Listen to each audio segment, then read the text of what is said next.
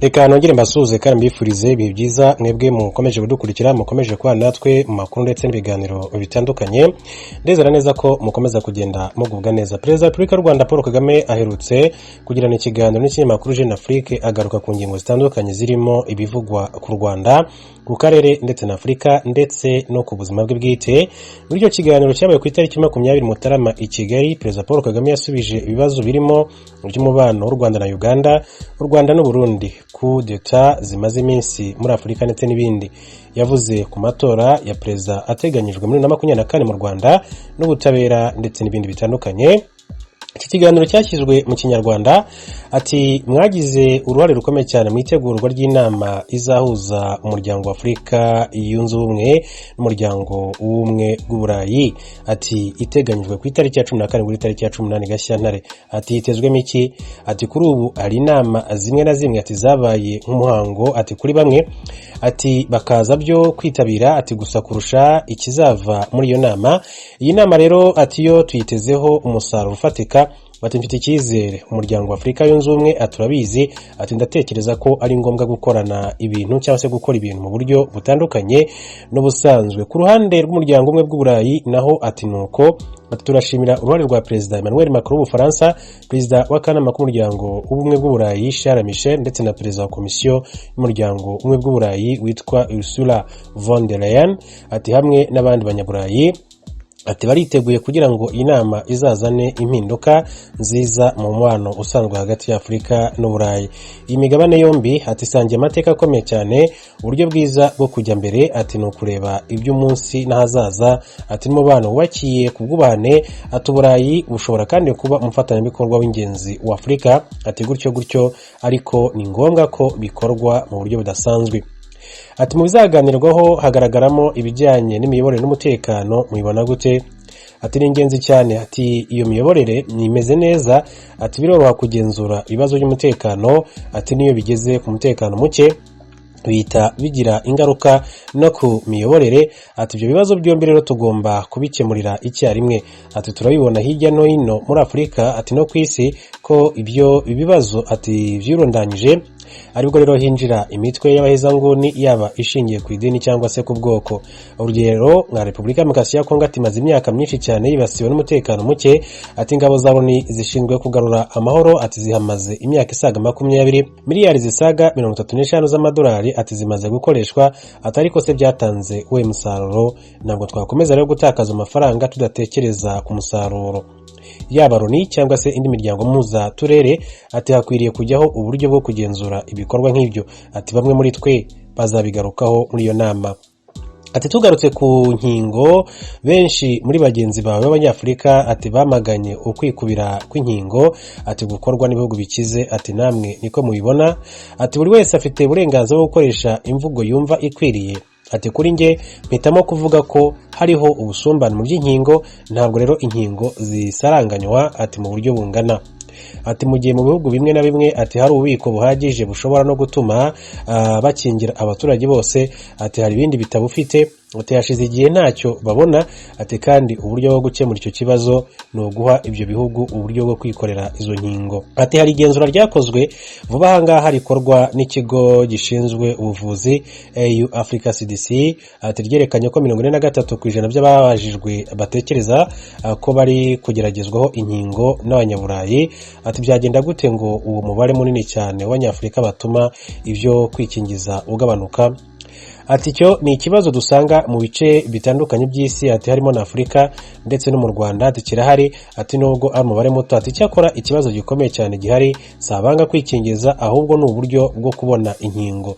Ati duhanganye n'icyorezo twatangiye tudafitiye igisubizo, kubw'amahirwe haje kuboneka urukingo. Ntabwo rero rukemura byose atariko rurafasha mu guhangana n'icyorezo. Ati hazahoraho rero abantu batemera ibisubizo by'inzobere muri siyansi. Ati rero mu bwubahane bw'imyemerere ya buri muntu ati dushobora kubiganiraho tukumvikana ko uburyo bumwe buzadufasha kuva muri iki kibazo ari urukingo. Uti imyaka 3 irashize muyoboye umuryango wa Afurika yunze ubumwe, ese mwishimiye ishyirwa mu bikorwa ry'amavugurura mwagizemo uruhare? Ati hari ibintu bikomeye cyane tumaze kugeraho. Ati igitekerezo cy'uko buri gihugu gitanga umusaruro umusanzu hashingiye ku kubungabunga ku bukungu bwacyo ati ku ngengo y'imari y'umuryango wa Afurika yunze ubumwe ati byatumye hashyirwaho ikigega cy'amahoro kimaze kugeramo hafi miliyoni zigera kuri 200 z'amadolari y'Amerika. Ati ibyo bizadufasha kuba twashakisha andi mikoro, ariko mbere na mbere twagombaga rero kubanza kwishakamo ubushobozi mbere yo kujya gushakisha ahandi. Ati twabashije rero kugabanya umubare wa za komisiyo n'inama imwe mu muryango, ati dutangiza isoko rusange rya Afurika, ati kandi ibihugu biri kuryinjiramo ku bwinshi kuko byumva akamaro karyo. Ati hari ibihugu bimwe bya Afurika byagaragaje kutishimira ko Israel iba igihugu cy'indorerezi mu muryango wa Afurika yunze ubumwe. Ati mubitekerezaho iki? Ati buri gihugu gifite uburenganzira bwo kugira icyo kibivugaho. Ati hari ibihugu bidafite ikibazo ati kuri uko ati kuba indorerezi kwa Israel, ati bindi ntibishyigikiye. Ati ngiye uko mbibona umwanzuro wafashwe na perezida wa komisiyo y'umuryango wa Afurika yunze ubumwe Musa Faki Mahamat ati wari uwo ukurikije ibyo amabwiriza avuga. Ati cya kabiri Israel ifitanye umubano n'ibihugu ugera kuri 46 bya Afurika, ati ku buryo kuyiha kuba indorerezi nta kibazo biteje. Ati hanyuma rero umwanya ati wo kuba indorerezi uzatuma habasha kubaho ibiganiro. Ati ntabwo bivuze ko ibibazo byazamuwe na bimwe mu bihugu bidahari, ariko bizabafasha ati kuganirwaho ati n'impande zose bireba. Ati umwaka 2021 waranzwe n'ihirikwa ry'ubutegetsi nko muri Mali, Guinea ndetse na Sudani, ndetse hari intambara muri Ethiopia. Ati inshuro nyinshi umuryango wa Afurika yunze ubumwe wagiye uruca ukarumira. Ati nko muri Ethiopia byashobokaga ko ari amakimbirane akumirwa, ariko amazi yararenze inkombe. Turifuza Ethiopia yunze ubumwe, twizeye ko ibiganiro byangombwa bizagera igihe bigerwaho. Ati ku kijyanye n'irikwa ry'ubutegetsi ntekereza ko biriya biba byatangiye mbere, ati kuko nko muri biriya bihugu ati hari ibibazo bimaze igihe bidakemurwa. Ati nko muri Sudani hari ibibazo ati kubwa Omar al-Bashir, ati birakomeza na nyuma y'inzibacyuho nk'uko Perezida Paul Kagame yakomeje kugenda abigaruka. Ati ibibazo rero nka biriya biba bishoboka kwisubiramo. Ati uruhande rwose umuryango wa Afurika yunze ubumwe yaba ihagazemo, ati kuko ntabwo ariyo iyobora ibyo bihugu. Ati hari aho umuryango wa Afurika yunze ubumwe n'indi miryango mpuzamahanga yagira uruhare mu gufasha, ariko ati biza nyuma yuko ibihugu bwabyo byishatsemo ibisubizo. Ati ubushobozi buke ati bw'umuryango wa Afurika yunze ubumwe nabwo ni izindi ntege nke, ntabwo twabihakana. Ati mubona mute igaruka ry'abasirikare mu ruhando rwa politike? Ati so gusubira inyuma kwa demokrasi, ati hari aho ahubwo ari ugusubira inyuma kw'imiyoborere. Ati ntabwo buri gihe ari ikosa ry'abasirikare, ati n'abasivili babifitemo uruhare. Ati ubundi inshingano z'abasirikare so gukora kariya akazi, ati ariko ntabwo twakwirengagiza ko abasivili nabo bajya bakora amakosa. Ati niba se hariho guverinoma y'abasivili ariko ibintu bikadogera abantu bagapfa, ibibazo bikarushaho rero kwiyongera. Ati hanyuma abayobozi bakifashisha abasirikare mu kwiba amatora. Ati ninde wanengwa mu gihe igisirikare gihiritse iyo guverinoma? Ati ntabwo numva ko rero twanenga gusa abasirikare, ati hanyuma tukareka abasivili babibafasha ngo bagume ku butegetsi. Ati ntekereza ko ugendeye kuri ubwo busesenguzi hari abavuga ko hari uguhirika ubutegetsi kuba gukenewe, ati no kuba kudakenewe. Ati hanyuma rero nubwo igisirikare cyabona ibisobanuro ku mpamvu cyahiritse ubutegetsi mu minsi ya mbere, ati n'abasivili bakabyishimira, ati haba hari hakiri ibibazo. Ati se babasirikare bazabasha gushyiraho inzibacyuho izakemura ibibazo byatumye bahirika ubutegetsi? Ati nibyo dutegereje kureba muri Guinea ndetse no muri Mali. Ati mutekereza ko guhirika ubutegetsi bidashoboka mu gihugu cy'u Rwanda? Ati ntabwo mbizi, ati ariko reka misobanure mu bundi buryo. Ati mbere na mbere abanyarwanda nibo bavuga uko babitekereza, ati babishingiye kuko twavuye, ibyo twakoze niyo turi gukora. Ati ikindi ntabwo mbona ikintu cyatuma haba abasirikare cyangwa se abasirikare barakara, ati kugeza aho haba ihirikwa ry'ubutegetsi. Ati uburyo bwacu bw'imiyoborere mu mboni zanjye ati no kwita ku bibazo by'abaturage. Ntabwo rero mbona ibintu ati nshobora gukora cyangwa se inzego zishobora gukora byatuma ibintu bigeraho ngaho, ati aho haba kudeta. Ati kuba sosiyete y'Abarusiya Wagner iri muri Central Africa na Mozambique aho ingabo z'u Rwanda ziri ndetse no muri Mali, ati ni ikibazo gihangayikishije cyane Ubufaransa n'Uburayi. Ati bimaze iminsi bihangayikishije Ubufaransa na Mali. Ese namwe ntabwo mushyigikiye ko abo bantu baza muri Afurika cyangwa se n'uburenganzira bw'ibyo bihugu? Ati ibihugu bya Afurika nibyo bigomba guhitamo ikibibereye, ati hashingiye ku mahame mpuzamahanga twese tugenderaho. Ati numva ko rero hakwiriye kubaho uburyo ati biriya bihugu Ubufaransa n'Uburusiya byaganira bigakemura ikibazo. ntabwo numva uburyo u Rwanda rwabyinjiramo. Ati ku ruhande rwacu duhitamo kuguma hanze ibibazo tudafite icyo twabikoraho. Ati guverinoma ya Mali ikwiriye kuganira n'umuryango wa Afurika yunze ubumwe ndetse n'umuryango umwe w'Uburayi ku kibazo cya Wagner muri icyo gihugu. Ati ingabo za Uganda ziri muri DRC. Ati hari imitwe ishaka guhungabanya umutekano w'u Rwanda, byaba biteye impungenge. Ati umutwe w'iterabwoba wa ADF ni ikibazo gikomeye, ati kitareba Uganda gusa, ati ni ikibazo gikora kuri DRC, ati natwe bikatugeraho ndetse n'akarere. Ati muri ADF harimo Abanya-Uganda, Abanyekongo, Abanyarwanda, Abarundi, Abanyakenya n'Abanyatanzania. Ati vuba aha mu Rwanda twataye muri yombi abari muri uwo mutwe.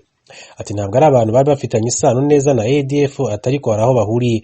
Ati twaje kumenya ko bari barahawe inyigisho hifashishijwe amashusho bikozwe n'umuntu uri muri DRC n'umunya-Uganda. Ati twamenye ko bashakaga kugaba ibitero ku Rwanda. Ati bihimura ku bikorwa turimo muri Mozambique mu ntara Cabo Delgado. Ati ibyo nibigaragaza ko ikibazo kireba akarere kose. Ati mu kugikemura hakenewe ubufatanye bw'akarere. Perezida Felix Tshisekedi yabamenyesheje mbere yuko izo ngabo zijyayo. Ati nta numwe twaganiriye yaba DRC cyangwa se igihugu cya Uganda. Ati ntiharashira ukwezi tubonye ibisobanuro. Ati mbere yuko izo ngabo zoherezwa twari mu biganiro guverinoma ya Congo. Ati dusanganywe imikoranire myiza. Ati kandi dufatanyije gushyigikira igisubizo ku bibazo duterwa n'imitwe yitwaje intwaro iri mu burasirazuba bwa Kongo. Ati ibikorwa byo kurwanya ADF bikozwe mu buryo butari bwo bishobora gukongeza izindi mvururu. Ati hakenewe rero ibiganiro n'ubufatanye. Ati mu ntangiriro zo Gushyingo 21 muri Kivu y'Amajyaruguru ingabo za Kongo zavuze ko zigabwaho ibitero n'abahoze muri M23 bari mu Rwanda. Ese kuba abo bahoze ari inyeshyamba bari ku butaka bwanyu ntabwo byongera umutekano muke? Ati ubwo M23 yasenyukaga bamwe mu bari bayigize baje mu Rwanda, abandi bajya muri Uganda. Ati mu gihe hari n'abagumye muri Congo. Ati ku baje mu Rwanda twaganiriye kenshi na guverinoma ya Joseph Kabila. Ati madukomeza n'iya Felix Tshisekedi ku buryo bataha. Ati twamenyesheje bagenzi bacu ko abo bantu bambuwe intwaro tukabashyira mu nkambi, kandi ko tugenzura ibikorwa byabo. Ati ni ikibazo kimaze igihe, twabasabye Abanyekongo kubajyana aho babashyira. Ati n'ibyabo. Ati Abanya-Uganda nabo basabye nk'ibyo. Ati kuko hariyo benshi cyane bahoze muri M23. Ati bamwe bari mu nkambi, ariko hari itsinda ryari riyobowe na Sultan Makenga. Ati riri ku mupaka wa DRC watu Rwanda na Uganda. Ati ku ruhande rwa Uganda ati bahamaze imyaka 2. Ati kandi bakomeje kugaba ibitero muri DRC. Ati twaganiriye n'abayobozi ba Congo. Ati kandi hari itsinda rishinzwe ubugenzuzi ryagezaho byabereye. Ati kuvuga ko bafite aho bahuriye n'u Rwanda ntabwo ari byo. Ati kugeza ubu DRC niyo igomba gufata umwanzuro w'uko izakemura icyo kibazo. Ati bamwe mu nshuti z'izo nyeshyamba bari muri guverinoma i Kinshasa, abandi baba muri DRC. Ati na guverinoma ya Congo irabizi ko abagize M23 bagomba kuba bari iwabo. Ati umuhungu wa Perezida Museveni Lieutenant General Kainerugaba Muhoozi aherutse kuburira abatekereza ku kurwanya. Ati mwakiriye intumwa yihariye iturutse muri Uganda. Ati byaba ari intangiriro y'ubwiyunge hagati y'u Rwanda na Uganda. Ati buri mushoramari abakwiriye kugenzura akamenya neza umusaruro uva mu byo byose. Ati aho yashoye. Ati yego turi mu biganiro, ariko ntegereje kureba ko ari byo twashoramo. Ati kuri ubu nta musaruro ndabona. Ati kandi intumwa nakira ndabizibwira. Ati arabishimira amafoto bakumva byarangiye. Ati nge siko bimeze. Ati yego nishimiye ibyatangajwe n'umuhungu wa Perezida Museveni, ariko nizeye ko bizarenga harya. Ati hakavamo ibisubizo bya nyabyo.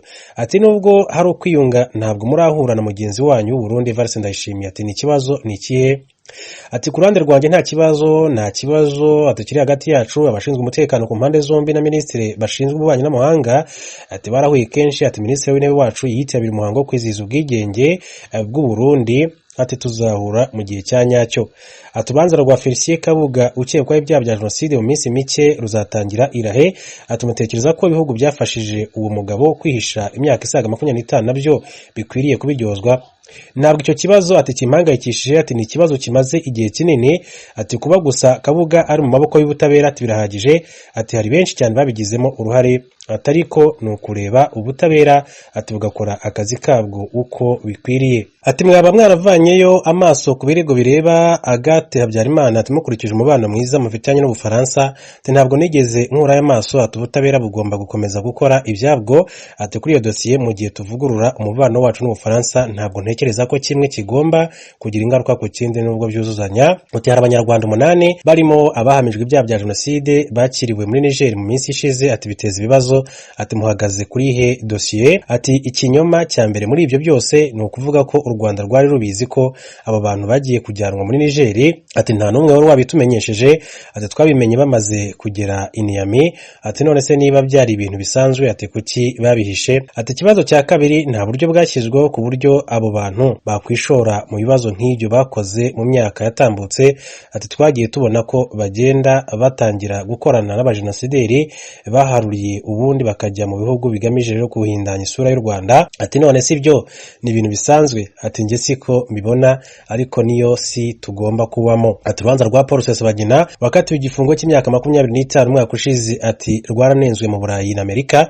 Ati bavuga ko rutaciye mu mucyo, ati mubona kurunenga, ati byaratewe n'iki? Ati ni ukubanza kwibaza impamvu ibyo bihugu byivanze muri icyo kibazo. Ati ibyo uriya mugabo yakoze ntabwo mu Rwanda byemewe ndetse no muri ibyo bihugu bimuvugira. Ati muri ibyo bihugu byitwa ko byateye imbere muri demokarasi, abakoze ibyaha ati nka biriya bahanwa bihanukiriye bakicwa, ati cyangwa se bakamanikwa, ati akenshi nta n'urubanza rubayeho. Ati ibyo nibyo rero bihugu bivugira Rusesabagina kuri ubu. Ati nta gitutu uko cyaba kingana gute, ati kizagira kuri icyo gihindura. Ati urubanza rwe rwabaye mu ruhame nta mahanga. Ati byashobokaga ko abatunenga batabizi cyangwa se bahisemo rero kuyirengagiza, ati cyangwa se wenda iyo bigeze ku bibazo by'ahandi ati bahindura imvugo. Ati nta nubwo wenda banenga uburyo urubanza rwagenze, icyo bashaka nuko Rusesabagina afungurwa, ati yabahamwa n'ibyaha cyangwa se bitamuhama. Ati amatora ataha perezida azaba muri 24, ati mujya mubitekerezaho. Ati ni inshingano, ati niba nzaba nyarimo cyangwa se ntarimo, ati ni kimwe mu bigize akazi kanjye, si ukubitekereza hatu uyu munsi gusa, ati ahubwo n'ejo. Ndifuza ko 2024 abanyarwanda bazabasha gukora amahitamo yabo batuje. Ati muziyamamaza, ati byashoboka ariko sindabimenya, ati gusa itegeko nshinga rirabinyemerera. Ati abakunda